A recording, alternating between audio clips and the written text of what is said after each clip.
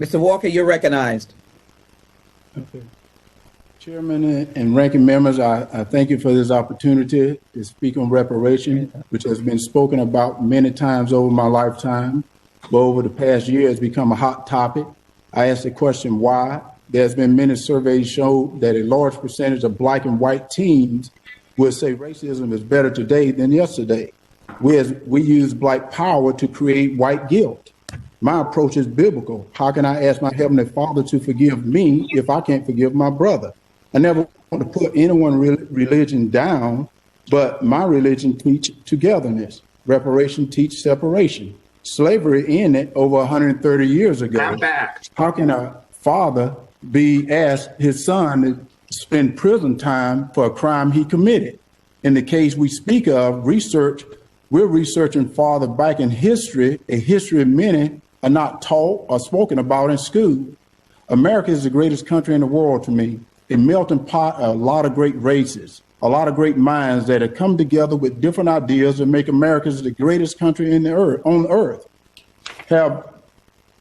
Many have died trying to get into America. No one is dying trying to get out. Reparation, where will the money come from? Does it come for all the other races except the black taxpayers? Who is black? What percentage of black must you be to receive reparation? Do you go to 23andMe or a DNA test to determine the percentage of blackness? Some American ancestors just came to this country 80 years ago. Their ancestor wasn't even here during slavery. Some black immigrants weren't here during slavery, nor their ancestors. Some states didn't even have slavery.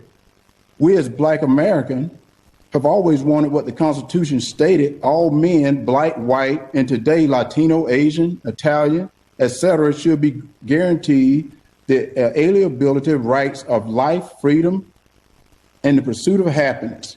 Years later, after slavery ended, Dr. King, I Have a Dream speech, said, the signing of the Emancipation Proclamation was a great beacon of light.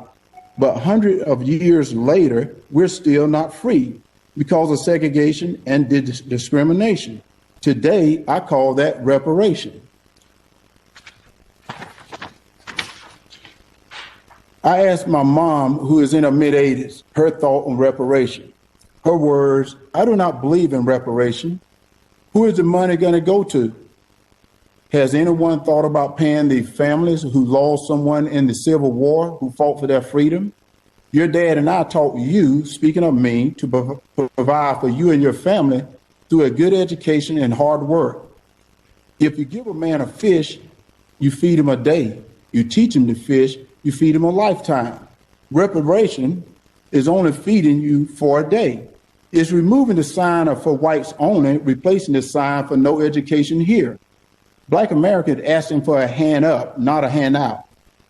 If reparation is a fee or a correction for a terrible sin of slave owners, government, and others, but we punish the non-guilty party, is it not creating division or separation with different races? I feel it continues to let us know we're still African American rather than just American.